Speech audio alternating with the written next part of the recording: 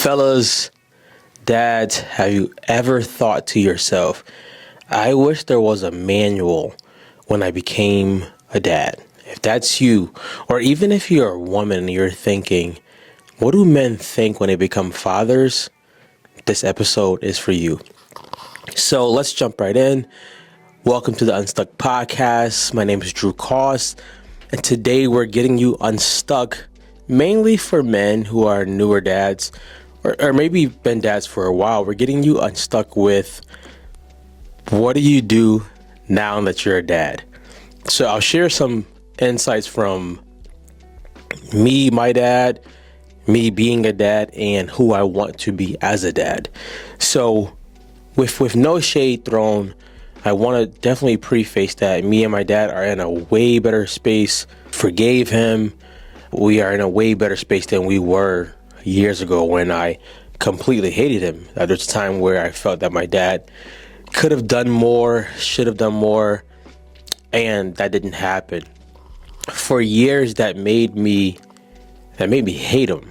And for years, that made me think, when I become a dad, there's no way possible I can repeat that. Now, when my wife got pregnant, I was with my wife during the whole ordeal. We're married, but what I mean by that is going to all the appointments, seeing the changes mentally, physically, spiritually, and I can't tell you how scared I was. I was scared that I wasn't going to be able to change the diaper. I was scared that I wasn't going to be able to burp her right or care for her if something happened. My little daughter, Lee, who's now 4. And the number one thing I wish I had wasn't just like a manual, but some type of a support system to talk about how I felt. I was like, how am I going to be a good dad when I haven't seen that modeled? And all I've seen modeled was women around my family. So it was scary. The scarier thing was, now I'm responsible for bringing someone into the world, and now I'm responsible for taking care. At this time, I was still a new husband. We had been married. When Aaliyah was born, we had been married for 2 years. So it was very, very new. I was a new husband, new father, all of those things. I wish I had a manual or a support group. Now, when Aaliyah was born, can't emphasize this as much as I would love to. She was born. I saw her be born. It was one of the most beautiful experiences because something turned on in me that I never felt before, and it was this responsibility that came attached with loving somebody else other than myself. It was like it naturally came, and I realized then you have 3 choices. The first choice you have is to retreat, which I wasn't going to do that. The second choice was to just blame society or blame that you didn't have your dad the way you wanted to, or you don't have a support system. Or the third option was become the father that she needs. With kids, I chose the third option. With kids, what we don't realize is more than perfection, more than gifts, more than anything, what they really need is you.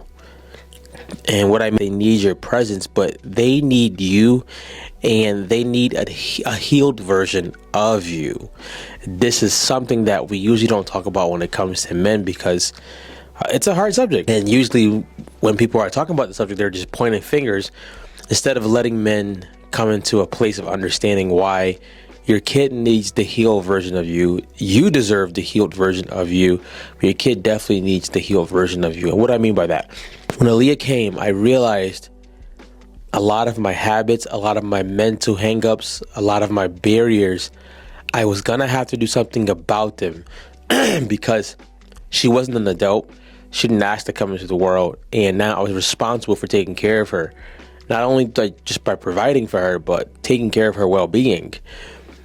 And I realized, I need to get better at communicating, opening up, all of those things. And I started therapy. As a dad, I would definitely suggest, if you are get in therapy, and I'm going to say this because you don't realize how much things your kid is going to pick up by just being with you, how much they will learn from just being with you. It can be temper, it can be discipline, it can be the resiliency, it can be a lot of things they're going to learn just by being with you and just being a part of you.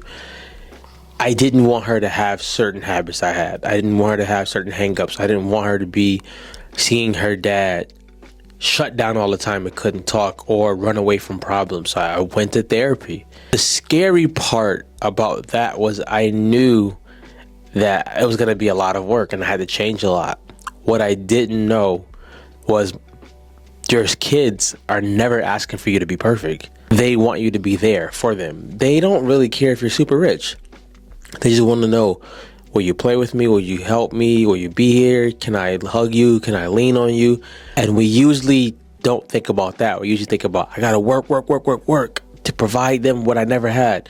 Sometimes providing them what you never had is the intimacy, playing with them, hugging them, telling them on purpose you love them, telling them on purpose what they mean to you. Those things are just as important, if not more, than the money and things like that, because those things will shape their character and it will shape how they actually get through life.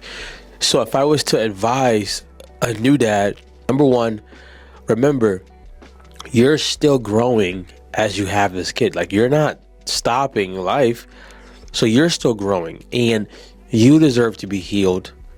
Your kid deserves a healed version of you, and it makes everything so much better. So seek healing.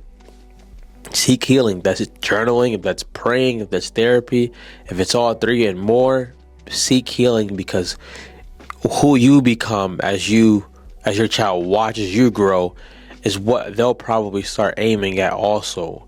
So you don't want them aiming at, yeah, he's super successful in business, but he's a jerk at home. He's never at home.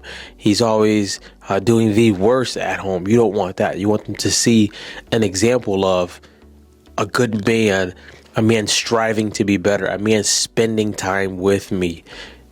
If it's a girl, she's probably going to end up sometimes marrying or going after guys either like her father or trying to get the attention the father didn't give, which is a different subject for a different day. I'm not going there. Secondly, if I was to give advice to a new father, I would say become intentional in planning. And this is something that I've messed up a lot. So I'm not speaking from a place of perfection. Not telling you I wish I planned better. And what do I mean by planning? Planning how you're going to raise the kid. Talking to the mother a lot about how you want to raise the kid. Planning on when you can take the kid to do certain things. And the reason why I say that is because when you have a kid, so much stuff changes so fast that if you're not careful, you'll start adopting to the wrong stuff versus the plan that you have. If you start adopting to just living life on a whim, it'll be 10 years from now, your child's 10 and they haven't gone anywhere with you. You haven't spent time with them. They don't know who you are. So I would say plan also how you're going to be able to get your mental health check-ins in, your mental health days in, because it's really, really hard when you're raising somebody and you're not good mentally.